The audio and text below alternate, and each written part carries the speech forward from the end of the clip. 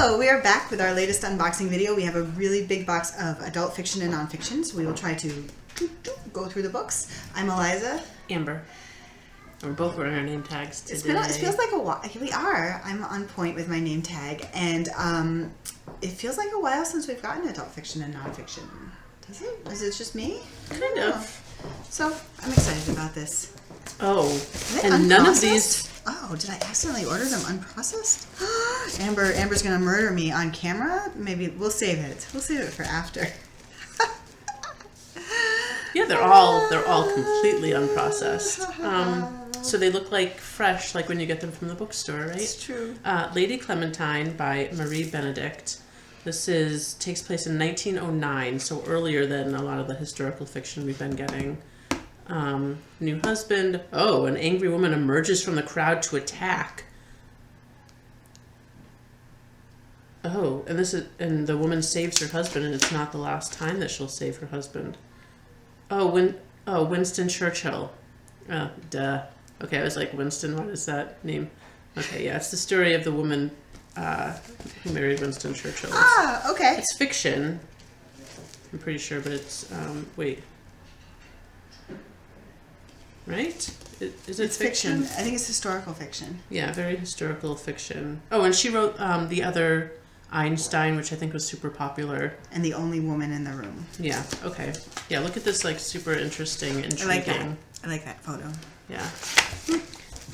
Cool. It took a while to get there, but we got there.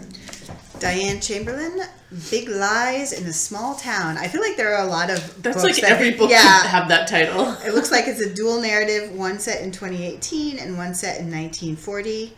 Oh, and it has to do with the post office. Interesting. Yeah. The Vanishing by Jayne and Krentz. We have a lot of her books. Decades ago, something happened. An explosion in a cave released some gases, visions, things that changed, hallucinations, ruthless killer, murder. So it sounds very thrilling. Isabel Allende, A Long Petal of the Sea, and this is her new book, and it's about 1930s Civil War in Spain, also historical fiction. I also like the cover. It's really pretty. Interesting. Historical fiction in Spain. It's nice. It's not like a normal setting for the historical fiction. Yeah. The Plague... I don't like anything about this. The Playground, and the tagline is, "Who is watching your children?" by Jayne Shemilt. That's a creepy like takes place in London. Yeah. 3 very different married couples. Bougie Earth Mother. I wouldn't mind being described as a bougie Earth. Twists. But she has a well-stocked fresh trust fund. I don't have that. Answers.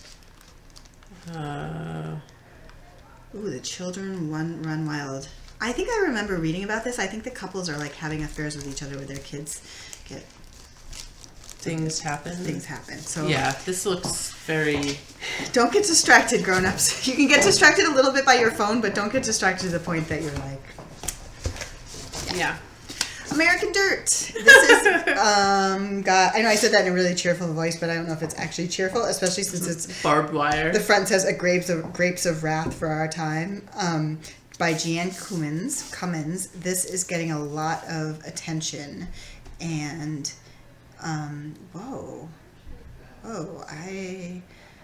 it's about 2 people who migrate from Mexico to the United States, I guess because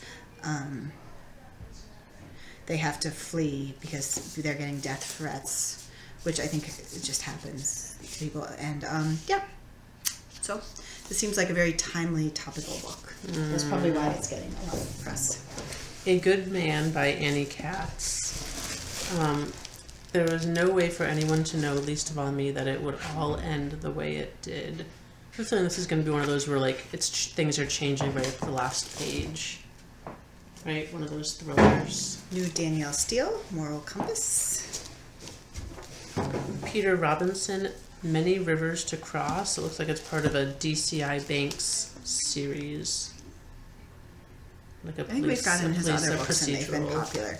New Stuart Willard's Treason. Stuart Woods. So many people are going to want that. Mm-hmm. Long Bright River by Liz Moore. Two sisters travel the same streets and then one goes missing. Alternating a present-day mystery with a sister's childhood. New Irish Johansen. Those covers, they always grab you. It's like a thriller. I didn't even read this right. It's Irish Johansen and Roy Johansen. So there, you can see them on the cover. What's it called? I think they're it's mother called and Hindsight, right? son, maybe. Hindsight. Find Your Flow, the simple and life-changing practice for happier you. I love this cover. It's like one of those like really textured. It's a nonfiction, easy to read. Mr. Nobody by Catherine Stedman, and she wrote Something in the Water, which was like this like sleeper hit maybe a year or so ago. If You Tell, a true story of murder, family secrets, and the unbreakable bond of sisterhood by Gregg Non-fiction, because it says true story. Yeah.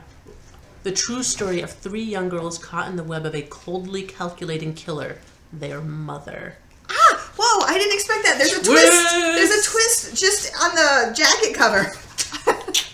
And I don't really like that idea, but I think that a lot of people like true crime, so they'll be into it. Dear Edward, Reid with Jenna. Is Jenna a celebrity? Oh, I feel like Jenna? I just saw that in another book that we had too. I don't know who Jenna is, but it's like Reese's book club or the Oprah thing. Yeah, there's someone called Reid with Jenna. And this is by Anne Napolitano, and it's... Oh, I remember reading about this. It's about a kid whose mother, or his brother and parents die in a plane crash. And he's the sole survivor. So I guess it's just about growing up with that. That would be really hard. The Wild One by Nick Petrie, a Peter Ash novel. It looks just like a thriller in a series, I think. Oh, a war vet tracks a murderer and criminal through a stark landscape. So, Such a Fun Age by Kiley Reid. This is that's what it's called. This actually says Such a Fun Age. That's what people say all the time. I know about your kids. I think it is about her raising kids, and this actually is Reese's book club.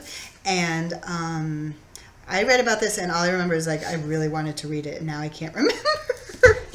I can't remember why. I only remember being like, yes. It's about, I think it's dual narrative, and it's one is the woman with kids who's like hired a babysitter, and then the other is the narrative is the babysitter. And it's, the mother is really into like social media, and the babysitter isn't. And I think there's some racial tensions because the babysitter is black and the mother is white. And anyway, it just seemed like a book I would be into. Interesting. And we've already had patrons requesting it, so. House on Fire by Joseph Finder. It's an electrifying new thriller about a private investigator. Thriller. Oh, this is another one that I read and was like, I want to read that, but then of course forgot what it was actually about. It's called Recipe for a Perfect Wife. And wait, let me see if I can remember without even looking inside. I think it's about a like contemporary woman in the present day who finds a cookbook from like a 1950s housewife with lots of notes and stuff in it, and sort of starts to feel like maybe her own life actually isn't that different. It's like if that's not what it's about, you could write your own book. I know. That sounds good. Yeah. We'll assume that that's more or less correct. You'll just have to read the book to find out if we were right. The Magical Language of Others. Another good cover. A memoir. It's a love story in letters from mother to daughter. Someone lives in America for over a decade and then moves back to South Korea for work, leaving her children behind in California. Oh my God. That would be, I think of families that have to do that all the time. I just think it would be so hard. Yeah. Gregg Hurwitz, Into the Fire, an orphan X novel. This is a super dramatic cover. They really went all out. This is the second one that mentions fire, by the way. They're trying to get us with this box. The Moonshiner's Daughter by Donna Everhart. Set in North Carolina in 1960. About a 16-year-old girl who wants to escape her family's past. Of moonshining, I assume, if it's the Moonshiner's Daughter. That makes sense. So. Maybe not a career she wants to get into. Yeah. No bummer. Done. Empty box. Empty box. Bye.